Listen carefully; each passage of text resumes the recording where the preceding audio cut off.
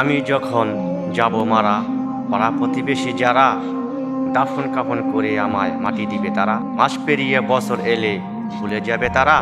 আসসালামু আলাইকুম ওয়া রাহমাতুল্লাহি ওয়া বারাকাতু। প্রিয় দর্শক, আপনারা দেখতে পাচ্ছেন আমাদের গ্রামের এক ভাই রাস্তার সাইডে। এরকম যদি আমিও রাস্তার সাইডে এরকম যদি আমরা শাকসবজি চাষ করি, তাহলে অবশ্যই কিন্তু আমরা কম মূল্যে কিনে খেতে পারবো।